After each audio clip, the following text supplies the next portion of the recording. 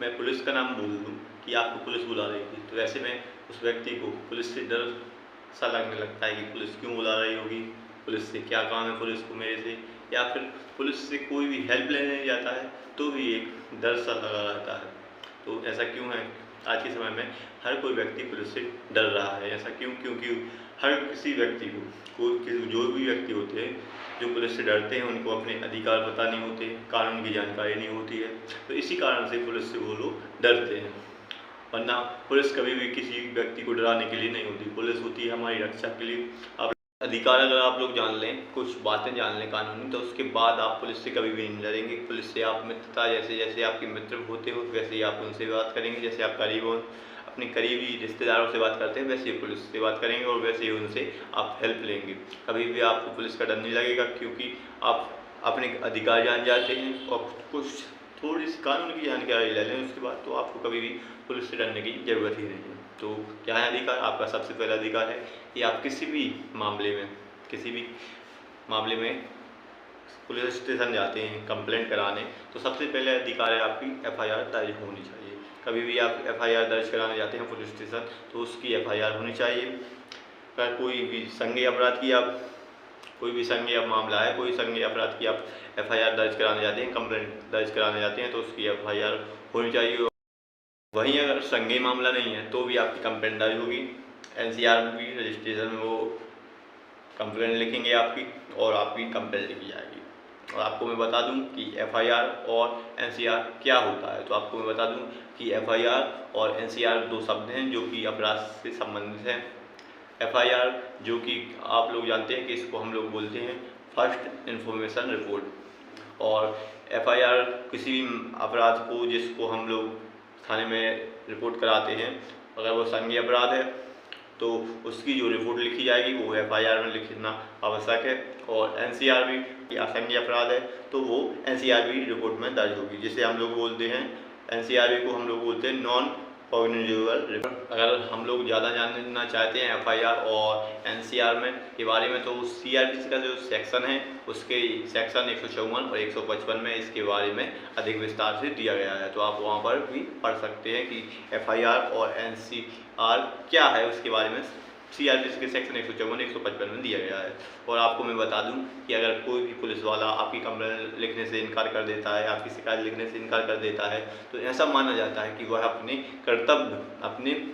कर्तव्य का पूर्ण रूप से पालन नहीं कर रहा है, अपना दायित्व नहीं निभा रहा है, तो उसके खिलाफ भी कार्रवाई होती है।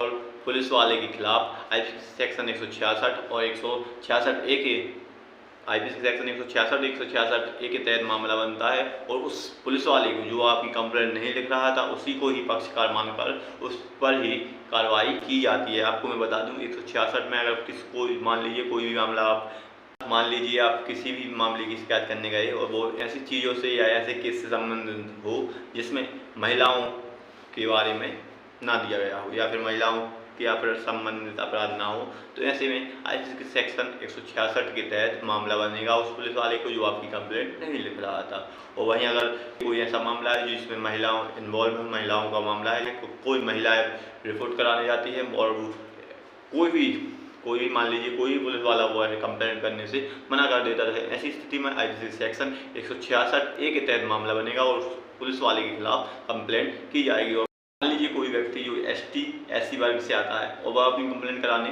पुलिस स्टेशन जाता है और पुलिस वाले उसकी कंप्लेंट नहीं करते, उसकी एफआईआर दर्ज नहीं करते, तो ऐसी स्थिति में उस पर SC/ST prevention of atrocities act 1989 के सेक्शन 3 के तहत कार्रवाई होगी और पुलिस वाले के खिलाफ इस एक्ट के तहत कार्रवाई भी की जाएगी। तो दूसरा अधिकार है आप लोगों का कि पुलिस किसी भी व्यक्ति को अपनी मर्जी से गिरफ्तार नहीं कर सकती। आप लोगों को मैं बता दूं कि अगर पुलिस किसी व्यक्ति को गिरफ्तार करती है 41 का जो सीआरपीसी का सेक्शन, उसके सभी कंडीशन या फिर सभी नियम फॉलो करके ही किसी व्यक्ति को वह गिरफ्तार कर सकती है या फिर अरेस्ट कर सकती है। अपनी मर्जी से किसी भी व्यक्ति को वो अरेस्ट नहीं कर सकती। अगर फिर कहीं कोई ऐसा मामला है जिसमें किसी भी व्यक्ति का कोई अरेस्ट करती है पुलिस और उस व्यक्ति को 7 साल से कम, उस अपराध के लिए 7 साल से कम की सजा है, तो किसी भी तौर पर वह पुलिस उस व्यक्ति को गिरफ्तार नहीं कर सकती। उसको सबसे पहले उस व्यक्ति को 41A का नोटिस देना अनिवार्य होगा, उसके बाद ही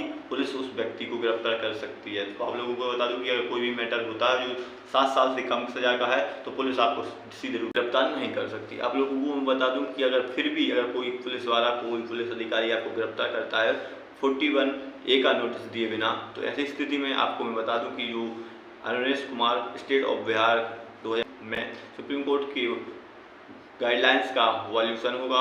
और आपको मैं बता दूं कि सुप्रीम कोर्ट की जो गाइडलाइंस होती हैं उनको मानना पुलिस का सबसे पहला दायित्व होता है। तीसरा अधिकार आपका है कि आपको पुलिस कभी भी किसी भी मामले में आपको कभी भी टॉर्चर नहीं कर सकती, आपको परेशान नहीं कर सकती। अगर पुलिस आपको किसी भी मामले में पूछताछ के लिए किसी अपराध में ले जाती है या फिर आपसे पूछताछ करती है या फिर आपको जेल में ले जाती है, तो ऐसे में कभी भी आपको पुलिस टॉर्चर नहीं कर सकती, आपसे पूछताछ के बहाने मार नहीं सकती, आपके साथ मारपीट नहीं कर सकती, आपको तो मेंटली परेशान नहीं कर सकती। ऐसे में आप अगर कोई भी पुलिस वाला आपको परेशान करता है या फिर आपको टॉर्चर करता है तो ऐसी स्थिति में आप उसे आईपीसी के सेक्शन 330 के तहत उसके खिलाफ कार्रवाई कर सकते हैं। और अगर वह आपको टॉर्चर करता है या परेशान करता है, आप उसके साथ मारपीट करता है, तो ऐसी स्थिति में उस पुलिस वाले के खिलाफ कंप्लेंट भी होगी, उसके खिलाफ कार्रवाई भी होगी और आईपीसी सेक्शन 330 के तहत उस पर मामला बनेगा और उस पुलिस अधिकारी को जो आपको टॉर्चर कर रहा है उसे 7 साल तक के लिए सजा भी होगी।